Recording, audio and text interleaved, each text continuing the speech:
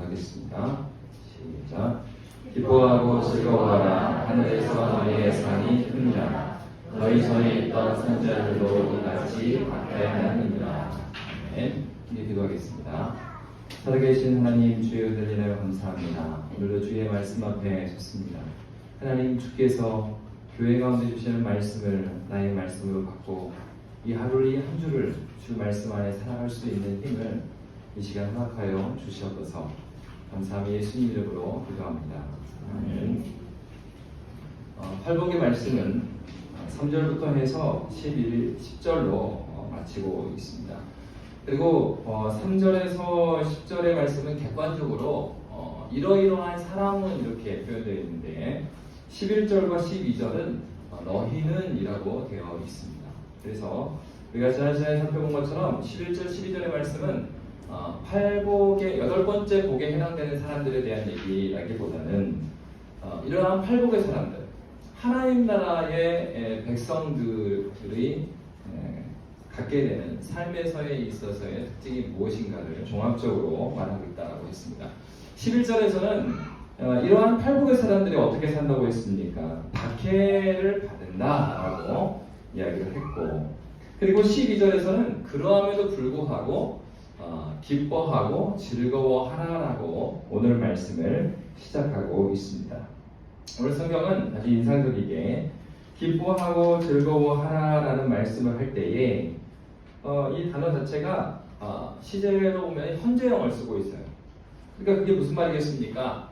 이 말씀, 예수님의 말씀을 듣던 당시에 이들은 예수 믿는 것 때문에 핍박받고 살았던 사람들이에요. 그냥 핍박이 아니라, 그러니까 육체적인 핍박도 받았겠지만 먹고 사는 문제에 있어서 핍박을 받은 거죠. 그러니까 우리가 빌립보서에서 살펴봤던 것처럼 예수를 믿게 되면 황제 숭배를 거부했기 때문에 그들을 기우기에 끼워주지 않았다고 했죠. 그러니까 비즈니스 문제 생기는 거예요. 먹고 사는 문제 때문에 오는 또 핍박. 그리고 그뿐만 아니라 신앙적인 그런 핍박들, 가정에서나 또 살아가는 데 있어서의 박해를 받고 있는 시대입니다. 바로 그런 그들에게 예수님은 기뻐하고 즐거워하라. 박해가 있어나 기뻐하고 즐거워하라. 이것을 현재형으로 쓴 거예요. 그러니까 그들이 박해받고 있고 신앙생활하는 것 가운데 쉽지 않다는 걸 알고 있죠. 그러한 현재 시점에서 기뻐하라는 것입니다. 그리고 즐거워하는 거예요. 그런데 이 기뻐하라는 단어는 그 뜻 자체가 기뻐하다라는 뜻을 가지고 있고 즐거워라는 하나 더 나갑니다. 즐거워라는 단어는 두 단어가 합쳐진 단어예요. 하나는 아갈로라는 단어하고 할로마이라는 단어가 합쳐졌는데, 아갈로는 뛰다, 막 쏟아나다, 뭐 이런 뜻을 갖고 있어요. 그리고 할로마이라는 단어는 기쁨을 주체하지 못하고 희열을 느끼다. 그러니까 우리가 구약 성경에서 보면은 다윗 왕이 언약궤를 이제 다윗성으로 옮길 때 막 그 앞에 막 왕인데 주체하지 못하고 뭐 뛰면서 기뻐했잖아요. 그런 것과 같이. 근데 지금 어떤 상황인데요?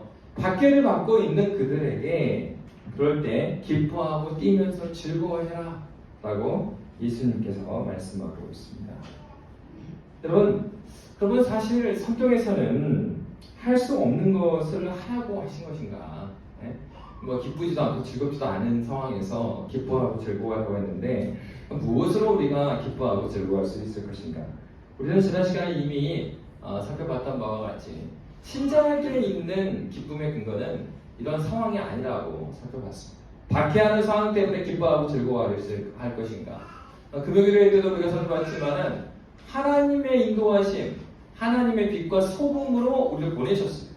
이미 예수를 믿으면 빛과 소금이에요. 그들에게 있어서의 삶에서 고난이 올 수 있지요. 그런데 중요한 건 고난이 오고 어려움이 오는 것이 나의 존재됨을 드러내고 나의 사명의 길을 갈 것인가 말 것인가를 결정하는 것은 아니라는 거죠. 중요한 건 우리는 이미 하나님께서 그 길에 보내셨다는 거예요. 그 왕이 나를 대표해서 사신을 보냈는데 사신이 가는 길에 상대국이 너무 대접을 안 해주고 그리고 외교적으로도 별례를 범하고 그렇다고 해서 사신의 역할이 사라지는 게 아니죠. 하나님 나라의 팔복의 사람들은 바로 그런 사람이에요.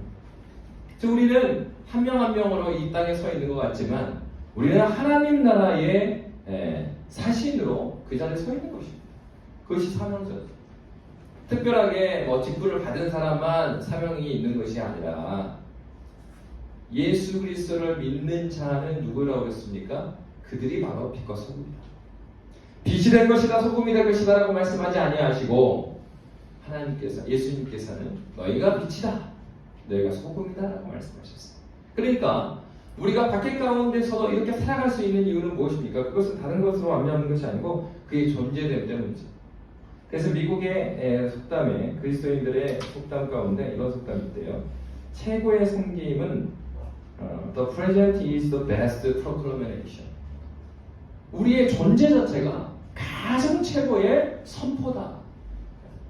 미국의 그리스도인들이 최고의 격언으로 생각한다는 겁니다. 우리의 존재함 자체가, 우리가 살아가는 그 자체, 우리의 삶 자체가 예수 그리스도의 복음의 선포라는 것, 얼마나 큰 도전이 되고 놀라운 것입니다. 그리고 바로 그렇기 때문에 우리가 박해임에도 불구하고 하나님께서 그들에게 복이 있다라고 말했습니다. 왜 그렇겠습니까? 하나님께서 우리를 만드실 때 성경에 보면 심히 좋았더라. 피주색을 만드시면서는 좋았더라 좋았더라 하시는데 사람 좋았더라 말씀하셨어요. 하나님께서는 심히 좋게 만든 자들이기 때문에 우리가 소망을 품을 수 있는 것이죠. 그러니까 우리가 불신자라 하더라도 여전히 하나님께서 하나님의 형상을 지워버린 게 아니라 하나님의 형상을 따라 만드셨는 그 흔적을 남겨주셨죠. 그렇기 때문에 어떻습니까? 내가 예수를 믿기 전에도 우리 가운데 예수를 믿음으로 나아올 때 무엇이 있었어요? 아, 정말 그분이 계신가? 아예 그런 감각을 지워버렸다면 우리는 하나님께 나아올 수조차 없었을 거예요. 목회자 가정에 있다고 해서, 신앙이 좋은 가정에 태어난다고 해서 자동적으로 예수를 믿어주는 것입니까? 그건 아니잖아요. 왜 이렇게 이끌어갈 수 있어요? 우리가 불신자로 태어나죠. 다 죄인으로 태어나죠. 죄에서는 사망이죠. 죽은 채로 우리는 이 땅에 태어납니다. 우리의 영혼이 죽은 채로 태어나요. 그럼에도 불구하고 하나님께서는 우리에게 하나님의 형상을 지워버린 것이 아니라 여전히 우리에게 하나님의 형상을 남기셔서 주의 말씀이 그들에게 역사하실 때 그들의 영혼이 깨어나게 하십니다. 그래서 믿음으로 반응하게 하셨습니다. 그렇기 때문에 소망이 있는 것이에요. 여러분, 불신자에게는 이 자체가 소망이지만 신자들에게는요. 그들은 이미 깨어나 있잖아요.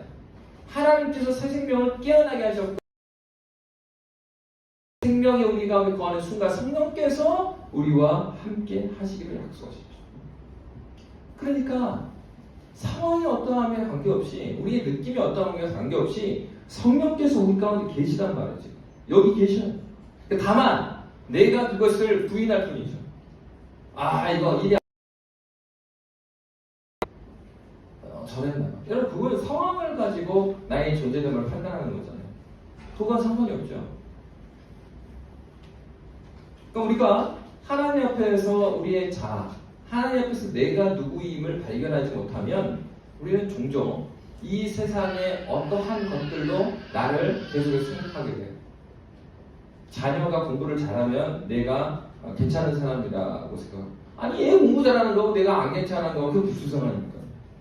그렇잖아. 공부 잘할 수 있고 못할 수도 있는 거죠. 아니, 부끄럽게 말하려면 어떻게 됐어요? 나의 개 이름을 쫓아 우리 아이도 개를 넣어서 공부를 안 해서 그랬다. 그럼 부끄러울 수 있어요.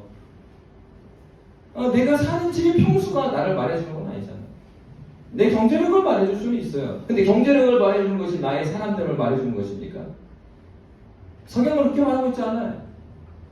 우리의 존재됨을 우리가 생각하는 세상에서 평가하는 기준으로 성경은 말하고 있지 않습니다. 그 사람의 그 사람됨은 어디서 알 수 있어요? 하나님 앞에서 그가 누구이냐, 이것이 중요합니다. 우리가 예수 앞에서 누구이냐, 이 사실이 상황의 어떠한들 가운데 우리를 견고히 서나갈 수 있는 원동력이 되는 것입니다.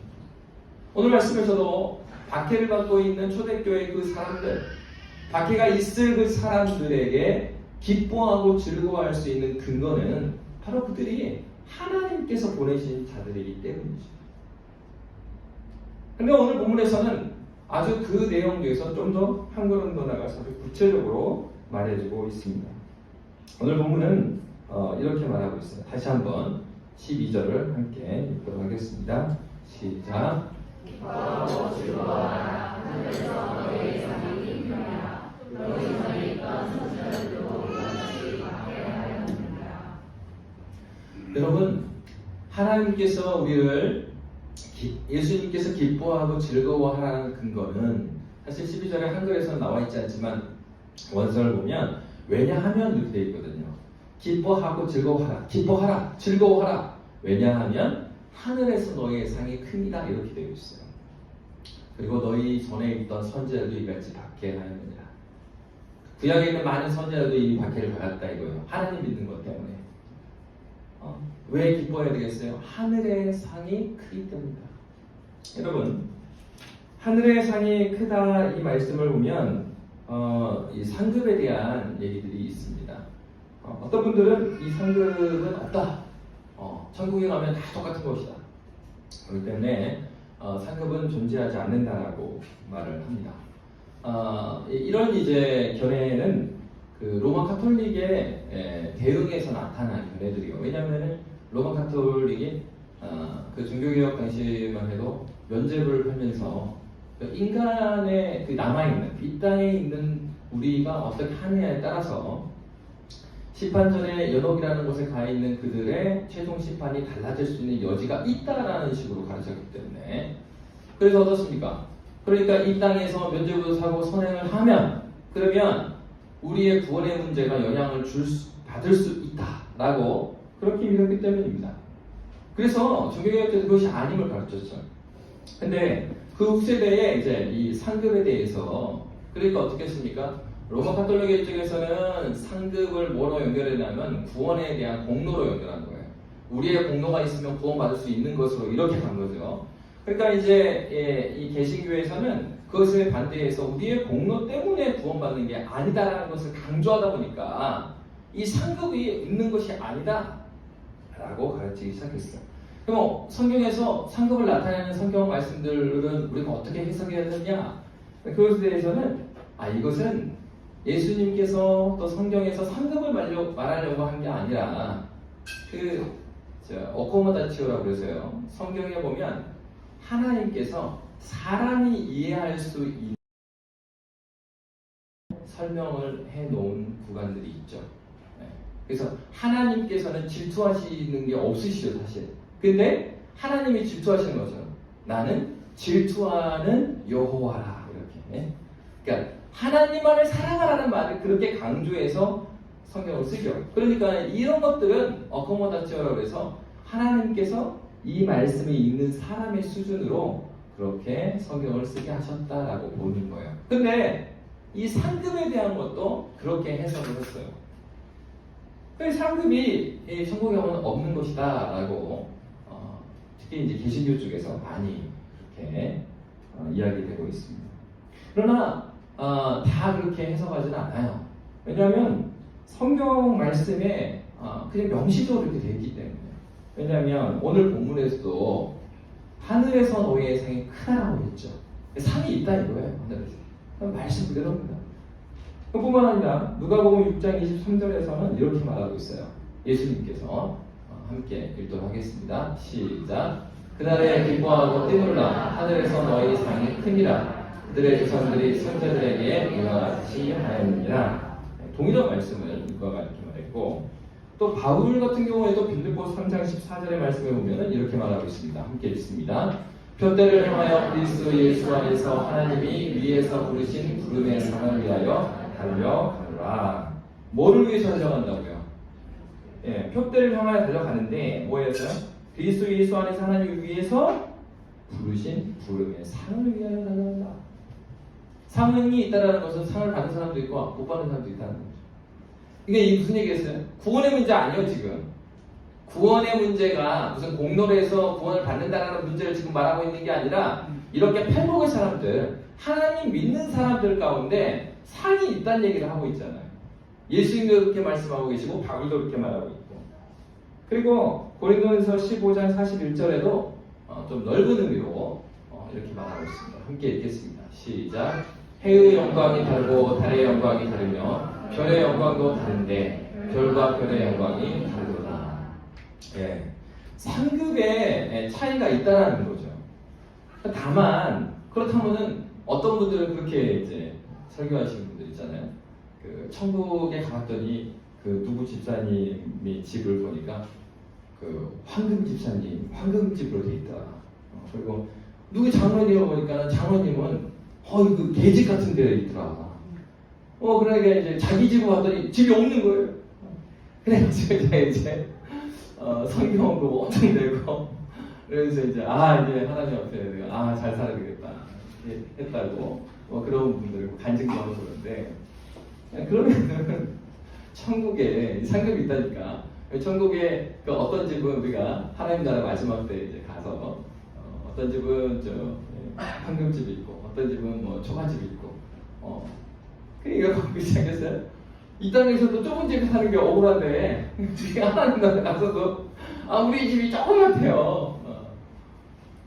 여러분, 근데 이것은 그런 점은 아니라고 봐요. 왜냐하면 계시록의 말씀에 보면은 하나님 나라 어떤 곳을 그리고 있습니까? 새하늘과 새 땅에는 뭐가 없어요? 더 이상 눈물도 없대요. 그리고 더 이상 애통함이 없대요. 그리고 더 이상 고통이 없는 곳이에요. 여러분, 이 땅에서 힘든 이유가 무엇입니까? 서로 비교하니까 너무 힘들잖아요. 네. 하여튼 저번 주에 그 남아공 가운데 남아공이 그 부족들로 이루어진 나라예요. 원래 다 부족인데 그게 이제 한 나라가 됐고 그 부족 중에 두 부족만 따로 나라가 됐거든요. 그래서 이제 하나의 그 부족들은 너무 높은 데 살았어요. 그래서 백인들이 잡아서 죽이려고 했는데 산으로 하도 숨어갖고 거기를 점령을 못해갖고 하나가 나라가 됐고 그 부족 하나가 또 다른 부족은 그 열 몇 개 되는 부족에서 가장 싸움을 잘했어요. 그래서 그 부족이 살아남았거든요. 근데 그 부족이 이제 지금 오늘날로 에스와틴이라는 나라입니다. 근데 굉장히 이제 지금은 후진 쪽으로 살고 있죠. 경제도 굉장히 어렵고. 근데 그곳에 이제 아는 선교사님들이 가 있는데 기도 제목이 갑자기 왔어요. 왜냐하면 혈맥이 심해지면서 거기에 이제 그 왕조거든요, 우리가. 민주공화국이 아니고 왕정이에요. 왕이나 귀족들은 이렇게 어려운데도 잘 먹고 잘 사는 거예요. 이 백성들은 막 굶어서 사람이 죽고 있는데, 그러니까 어떤 일이 나냐면 이제 폭동이 일어났습니다. 이 선교사님들은 이제 거기서 한인들도 많지 않는데, 한인들과 선교사님들 굉장히 어려운 상황이에요. 기도 제목을 막 보내오셨다. 영상도 보고 그런데 막 총을 쏴요. 아프리카 그러잖아. 해가 지면 총을 쏜대, 이 사람. 그냥 총 쏘고 불 지르고 차 불 지르고 뭐 길가에 사는데도 역주행해 오고 막 그러는 거예요, 지금. 근데 이 사람들은 왜 그렇게 폭동을 일으켰냐면 왕조 이제 물러가라. 우리나라도 이제 민주정을 해야 된다. 뭐 그러고 막 데모하고 있대. 근데 이제 이게 그냥 데모가 아니라 총 쏘고 막 불 지르고 마트 불 지르고 이러니까 이게 굉장히 위험한 가운데 있죠. 그러니까 그 아프리카 같은 경우에도 보십시오. 그렇게 이제 막 팬데믹 가운데 어렵게 살아간단 말이에요. 근데 우리가 생각할 때 그러니까 인도 같은 경우는 어떻습니까? 카스트리도 자체가 그 힌두교 자체가 뭐라고 하셨어요? 그냥 내가 그렇게 태어난 거예요. 운명론처럼. 그러니까 네 인생이 그러니까 그렇게 사는 거예요. 그냥 그렇게 태어나면 우리의 삶이 얼마나 소망이 없는 거예요. 정해져 있는 거 아니에요? 그렇잖아요? 성경은 운명론을 말하지 않거든요. 그리고 성경에서 말하는 천국이라는 것은 그렇게 공로를 통해서 뭔가를 바꿔주고 그런 것이 아니에요. 그럼에도 불구하고 성경에서 뭘 말하고 있습니까? 마지막 하나님 나라에 갔을 때에 그러한 상급이 있다. 그런데 중요한 건 이 땅에서는요. 어떤 사람은 상을 받고 어떤 사람은 상을 못 받으면 어떤 마음이 들어요? 나만 상을 못 받았네. 그럼 굉장히 막 마음이 아프고. 근데 하나님 나라에서 상급이라는 그런 개념이 아니라는 거죠. 그럼 무엇이냐? 몰라요, 그거는. 성경에서 그렇게 말하고 있지는 않아요. 어떤 식으로 상을 주느냐를 구체적으로 말하고 있지는 않아요. 그러나 상급이 있다는 얘기를 하고 있어요. 그러니까 다만 이 땅에서 우리가 상급을 받을 때하고 다른 종류라는 거예요. 그렇지 않겠어요? 이 땅에서 어떤 사람은 투자 한번 해갖고 대박이 막 나요. 네? 그러면 너무 부럽고 아이고 왜 안 했을까? 아이들도 요즘 그렇습니다. 한국에서도요, 초등학교 한 3학년 때까지는 엄청 상을 줍니다. 유치원 때도 그렇고. 저희가 다녔을 때에는 상을 거의 안 주잖아요. 그러니까 뭐 전교에서 한 명 받고 뭐 2명 뭐 이러잖아요. 그러니까 저희 때 상 받은 사람들이 정말 괜찮은 분들. 우리 장모님처럼. 정말. 네, 똑똑하신 분들만 상을 받았어요. 근데 제가 애들 유치원 보내고 깜짝 놀랐던 게 뭐냐면 얘가 매일 상을 받아요, 계속. 진짜 얘가 똑똑한 줄 알았어요. 근데 보니까 친구들도 집에 가니까 다 있어요, 이렇게 해서. 그러니까 초등학교 한 3학년 때까지는요, 그 교육청에서 일하는 집사님하고 신방을 하는데, 집사님이 그 얘기 하더라고요. 집사님, 요즘에는 교육이 어떻게 바뀌었습니까? 요즘에 초등학교 3학년까지는 아이들을 그 동기부여하는 교육이래요. 그래서 애들이 공부를 안 해도 시험 보면 한 뭐 80점은 그냥 맞을 수 있게 시험을 낸다는 거예요. 그래서 애들이 기뻐갖고 막 이렇게 야 자랑하면서 공부하는 그 마음을 줘요. 그런데 어때요? 엄마 아빠는 이제 애를 처음 학교 보내보니까 착각을 하는 거예요. 이야 나는 80점 맞기도 힘들었는데 얘가 계속 막 90점, 80점 우리 애가 똑똑하구나. 근데 그렇게 하면 문제가 있는 거 아닙니까? 나중에 좀 감당이 안 되지 않습니까? 집사님 해주는 얘기가. 그래서요 애들이 한 4학년 가면 절망하기 시작해요. 4학년, 5학년, 6학년이 예전에 우리가 중학교 때 배웠던 과정들이 막 들어온대요. 이게 갑자기 어려워진 거예요, 애들이. 그때부터는 이제 애들이 힘들어지죠. 여러분, 이 땅에서 어때요? 애들이 이 친구는 상 받았는데 나 못 받으면 막 마음이 찌그러지고 학교 안 가. 왜 안 가? 나는만 상을 못 받았어. 다 줘요, 상. 이름을 들어보지도 못한 상. 그죠? 특별상. 뭐가 특별한데? 여기 최우수상, 우수상, 장려상이 있는데 갑자기 특별상. 또 주려고 그러면 이름 만들어갖고 인기상. 여러분 이 땅에서 우리의 상급이라고 생각하면 그게 떠올라요. 야 그러면 누구는 잘 받고 누구는 못 받았으니까 마음. 그러나 천국은 그런 곳이 아니죠. 하나님 나라는 그런 곳이 아니에요. 그러니까 근데 성경에서 구체적으로 어떤 직으로 주는 것이냐 그건 말하고 있지 않아요. 그거 모르겠어요. 그러나 분명한 건 사도 바울도 어떻게 살았습니까? 부르심의 그 상을 위하여서 뛰어갔다는 거예요. 지금 이제 믿지 않는 사람한테 말하고 있는 게 아니에요. 팔복의 사람은 어떤 사람이에요? 하나님 나라를 경험한 그 사람. 하나님 나라의 백성이 이 땅 가운데 어떤 사람은 하나님 말씀을 살려고 하니까 어려움이 온다 이거예요. 근데 어려움이 있고 없고가 내가 예수 믿는 사람으로 사는 것을 결정하는 게 아니라 첫 번째가 이것이고. 그러면 예수 믿는 사람들은 그 가운데서 어떻게 살아야 되느냐? 기뻐하고 즐거워해요. 왜요? 하늘의 상이 크기 때문이다. 어떤 식의 상인지 모르겠지만 있다라는 거예요. 그러니까 사도 바울도 어땠어요? 이 상을 위하여 부르심의 상을 위하여서 내가 달려가노라.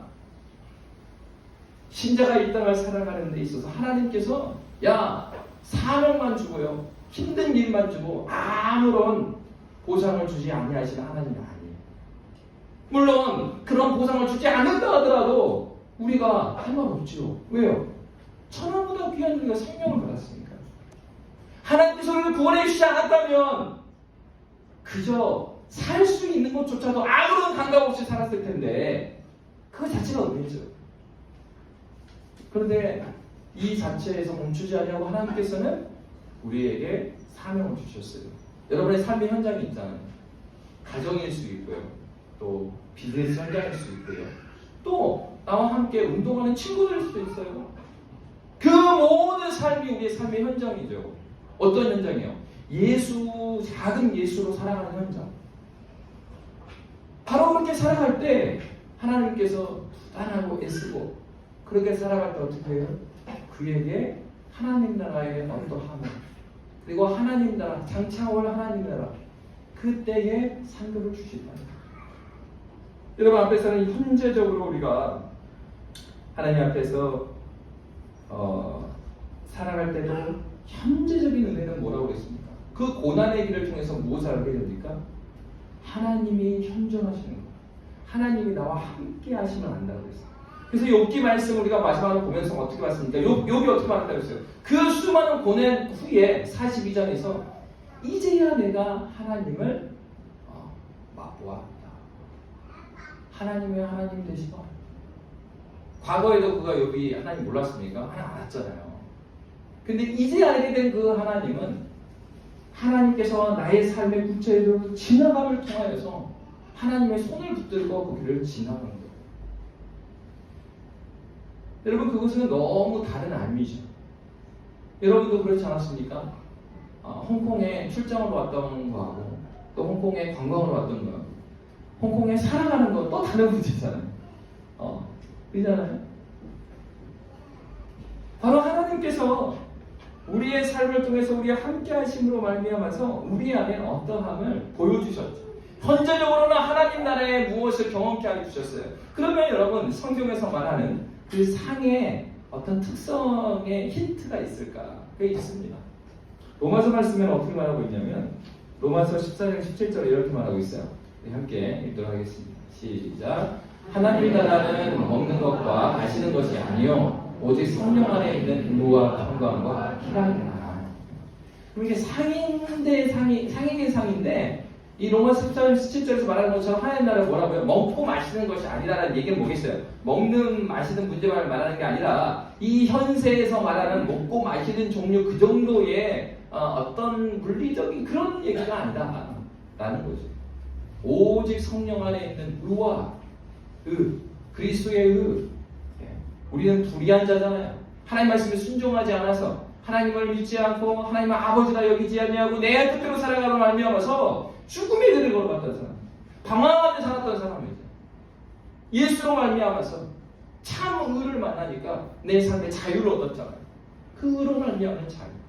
그리고 그 의롭게 되음으로 말미암아 우리에게 무엇이 왔습니까? 평화로 하늘 위에서 내려오네. 그 평화, 세상에 알 수 없는 그 평강, 그리고 세상에 알 수 없는 평강뿐만 아니라 희락, 여기 오늘 본문에 말하는 기쁨이죠. 뛰면서 즐거워하는 그 기쁨이죠. 그것을 누리게 하셨다. 현재적으로도 의와 평강과 희락이 신자 안에 있는 것입니다. 그리고 그 나라에서도 이러한 하나님 나라의 어떤 분들이 탁월하게 경험되어지는 것이죠. 여러분, 이것은 이 땅에서도 우리가 좀 알 수가 있어요. 상급을 받았는데 어떻게 서로를 격려할 수 있는가? 여러분, 이 땅에서도 우리가 유기적으로 추측해 볼 수 있는 분들이 함께 이제 전쟁이 나가지고 전투에 투입이 됐어요. 그러면 전투에 투입되면 한 부대만 가는 게 아니잖아요. 이 부대도 가고 저 부대도 가고 연합해서 갑니다. 이제 한 영화에서 보면은 연합된 군인들이 모여갖고 전쟁터에 나가는 거예요. 근데 다 아군이지만 함께 모아놓으면 군인들이요, 이제 허세가 있어요, 허세가. 그래서 이제 이쪽 부대 딱 오면은, 너희들이 탱크를 타봤어, 전차를 타봤어. 그래서 막 이제 잘난 척을 하는 거죠. 여기서 니네들이 다리를 깔아봤어, 공병대에서. 야, 니네들은 땅에서 미는 땅개들이지. 우리는 날아다녀. 공군들이 막 그래서 와, 이 전투에 투입되기 전에는 같이 모여갖고 같은 아군인데도 막 서로 잘난 척하고. 그런데 이제 전투가 시작됐어요. 너무 쉽지 않은 전투였어요. 많은 사람의 사상자가 남고, 나중에 처음에는 각 부대별로 이 중대와 소대가 편성되지만은 많은 사람이 죽고 나니까 자유자들이 모이니까 군이 달라도 한 부대로 움직여야 된다. 그렇게 되면 어때요? 처음 시작할 때는 나는 공군이다, 육군이다, 해군이다 이랬는데 이 전투가 아주 치열해지고 그리고 오래되니까 이게 다 함께 모인 거예요. 그리고 나서 영화가 끝날 때쯤에는 이들이 험난한 과정을 다 거쳐서 살아남는 거죠. 여러분, 그랬을 때 어떤 생각을 갖게 됩니까? 그 전투가 끝난 다음에 그 같은 전장에 참여했던 전우들이 끝나고 나서 다시 야, 우리 해군 때문에 네가 산 거야? 뭐 이래요?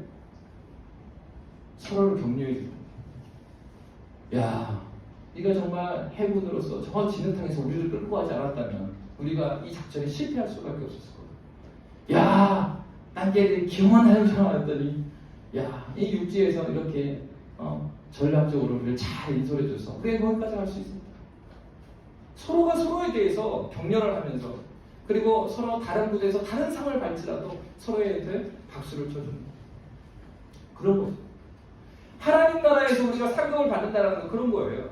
네가 더 큰 거 갖고 내가 적게 받아서 소외감을 느끼는 게 아니라 우리 모두가 하나님 나라를 살았기 때문에 서로를 위해서 박수 쳐주고 격려해주고 하나 될 수 있는 그러한 감동이죠. 여러분, 이 땅에서 교회가 어떤 곳이라고 했습니까? 이 교회는 하나님 나라, 장차 하나님 나라에서 경험되어질 하나님 나라를 이 현재적인 시간과 공간 안에서 경험하게 되는 그런 장으로 세우신 것이 교회입니다. 교회의 교회됨이라는 것은 바로 거기에서 발견할 수 있는 거죠. 교회 안에는 수많은 사람이 있습니다.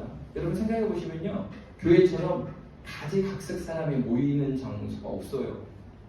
네. 우리가 살아가는 것도 그러잖아요. 한국만 해도 평수에 따라서 단지가 달라요. 그죠? 그리고 회사도 여러분 회사에 사람 뽑을 때 스펙 보잖아요. 그 스펙이 안 되면 그 회사에 못 들어오는 거예요. 그거 잘 생각해 보면요, 하나님들이 우리가 살아갈 때도 보면 다 나눠서 살고 있어요, 사실. 못 느낄 뿐이지. 그런데 교회는요, 진짜 남녀노소 여러분 등록할 때 학력 쓰라고 그러셨어요. 여러분 경제 수준이 어느 정도 다 하고 뭐 등록합니까? 아니잖아요. 각양각제의 사람이 교회에 모였어요. 한편으로는 예수를 믿기 때문에 온 사람도 있지만 예수를 믿지 않고 온 사람도 있어요. 다양해요. 사회적 지위도 다양하고 경제력도 다양하고 배경도 다양하고 나이도 다양하고. 그러나 교회의 아름다움이라는 것은 그 다양한 가운데 그들이 예수로 말미암아서 한 지체됨이 있는 거죠. 하나의 표대를 향해서 함께 걸어가는 거예요. 때로는 우리가 표대를 향해서 걸어가기 때문에 경쟁적인 모습이 있을 수 있어요. 더 하나님을 잘 섬기기 위해서. 그러나 우리는 그것을 상처받지 않아요. 왜냐하면 그가 더 열심히 섬기고 나보다 더 인정받는 것이 어디에 좋아요? 하나님 나라의 유익이 돼요. 주님께 유익이 된다 그러면 내가 섬기는 이 수준에서 섬기는 것이 감사하고 나보다 더 잘 섬기는 거는 그건 더욱더 감사한 일이에요. 그렇지 않겠습니까? 하나님께서 주신다는 상급은 바로 그런 것입니다. 누군가가 더 앞서 나가기 때문에 내가 뒤처진다고 느껴지는 게 아니에요. 왜요? 지체의식을 가지고 있기 때문에. 예수 그리스도로 말미암아 우리가 하나 된 교회입니다. 바로 예수 그리스도 때문에 우리가 함께 이 길을 걷고 있습니다. 바로 그런 마음을 갖고 있기 때문에 하나님 나라의 팔복의 사람들은 바로 이러한 삶을 걸어갑니다. 오늘 본문은 어떻게 말하고 있습니까? 오늘 본문의 말씀은 기뻐하고 즐거워하라, 하늘에서 너희의 상이 큼이라. 너희 전에 있던 선지자들도 이같이 박해하였느니라. 무슨 얘기를 하고 있어요? 너희만 그렇게 고생하는 게 아니다. 너희가 지금 팬데믹 시기에 태어나서 여기 있기 때문에 너희만 고생하는 게 아니다. 신앙이라는 것은 팬데믹이든 어떤 상황이든 간에 과거에도 선지자들도 이러한 박해를 받았다. 어떤 사람이? 예수를 믿는 그 길을 걸어가는 사람. 그럼에도 불구하고 그들에게는 소망이 끊이지 않았다. 그들을 기뻐하고 즐거워했다. 라고 말하고 있습니다. 여러분, 상급은 있죠. 그렇지만 상급은 이 세상의 물질과 헛된 명예로 갚아주는 그런 보상은 아닐 것입니다. 그렇기 때문에 여러분, 오늘 살아가는 우리가 우리의 삶 가운데 오는 바로 팔복의 사람들, 심령이 가난한 자들이 복이 있다고 했죠. 또 기뻐하는 자들을 경고하시면서 어떻게 된다고 했어요? 애통하는 자들이 복이 있다고 했어요. 온유하고 의에 주인 자들이 복이 있다고 했고, 긍휼히 여기고 마음이 깨끗한 자가 복이 있다고 하셨습니다. 하나님의 평화를 이루고 박해받는 자가 복이 있다고 하셨습니다. 바로 이러한 사람들, 이렇게 사는 그리스도인의 삶, 이 삶 가운데 아무것도 없는 것이 아니라 이미 우리를 구원하신 그 하나님께서 우리가 함께 계시고 그 하나님께서 우리에게 상급을 예비하고 계시다 하는 것입니다. 그렇기 때문에 이러한 하나님의 말씀 앞에서 우리가 고민해야 될 것은, 그러면 우리가 어떠한 삶을 살아가야 될 것인가? 그렇기 때문에 구약의 선지자는 그렇게 고민을 했죠. 미가서 6장 6절에서 8절은 이렇게 말하고 있습니다. 우리가 함께 이 말씀 읽고 믿어보도록 하겠습니다. 6절부터 8절까지 함께 읽겠습니다. 시작. 내가 무엇을 가지고 여호와 앞에 나아가면 높으신 하나님께 경배할까? 내가 번제물로 1년 된 송아지를 가지고 그 앞에 나아갈까? 여호와께서 천천의 순장이나 만만의 강물 같은 기름을 기뻐하실까? 내 허물을 위하여 내 마다들을 내 영혼의 죄로 말미암아 내 몸의 열매를 드릴까?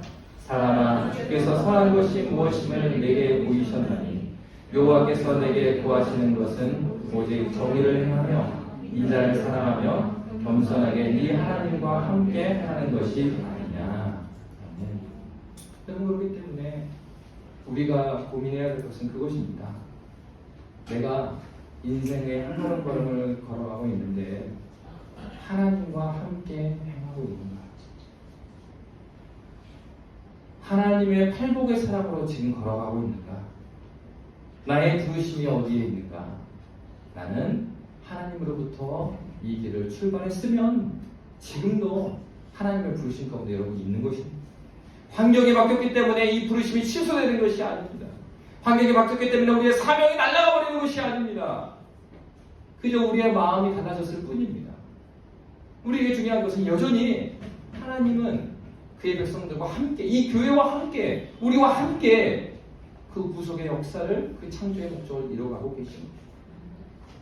여러분에게 주어져 있는 환경을 통하여서 하나님의 하나님들을 발견하라고 애써 보십시오.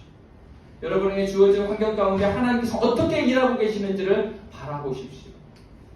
하나님께서 믿음의 눈으로 순종하며 그 길을 걸어가는 그 사람을 통해서 현존하는 것이 최고의 선포다라는 그런 속담처럼 여러분의 존재 자체가 강력한 도움의 역사로 하나님께서 여러분을 사용하실 것입니다. 만약 여러분의 하는 일들이 그리고 여러분의 삶이 이 세상의 기준으로 더욱더 안 좋은 방향으로 가고 있으십니까? 더욱더 하나님을 기뻐하고 찬양하기를 원합니다. 왜냐하면 이제 믿지 않는 사람들도 야, 저 사람을 봐라, 홍길동을 봐라, 모두가 안 된다고 하는 그때에 저런 기적이 일어났다. 오히려 그 어려움과 그 어려운 환경이 하나님을 하나님으로 온전히 높이는 도구가 될 것입니다. 다만 우리의 마음 가운데 그 어려운 길을 걸어갈 때에 홀로 걸어가지 마시고 주님과 함께 걸어가십시오. 사람아, 주께서 선한 것이 무엇임을 내게 보이셨나니 여호와께서 내게 구하시는 것은 오직 정의를 행하며 인자를 사랑하며 겸손하게 내 하나님과 함께 행하는 것이 아니냐. 그 하나님과 함께 걸어가는 믿음의 교회 되시기를 주의를 드립니다. 네, 기도하겠습니다. 살아계신 하나님, 팔복의 사람들에게 말씀하셨습니다. 하나님, 박해가 있을 것이라 말씀하셨습니다. 그럼에도 불구하고 하나님, 기뻐하라, 즐거워하라고 말씀하셨습니다. 하늘의 상이 크기 때문이다 라고 말씀하셨습니다. 바울이 푯대를 향하여 달려갔던 것처럼, 주님께서 예비하신 상을 향하여 걸어갔던 것처럼, 여기 믿음의 사람들 가운데 주님께 순종하며 믿음의 삶을 걸어가는 믿음의 사람들이 있습니다. 그들의 삶에 깊이 개입하여 이미 함께 하신 하나님, 우리가 믿음으로 함께 하신 하나님 발견케 하여 주시고 그 주님의 손잡고 이 길을 걸어가게 하여 주시옵소서. 그래야 하나님께서 하나님의 역사를 이루심을 우리가 바라볼 수 있도록 주께서 함께하여 주시옵소서. 감사하며 살아계신 예수님 이름으로 기도합니다. 아멘.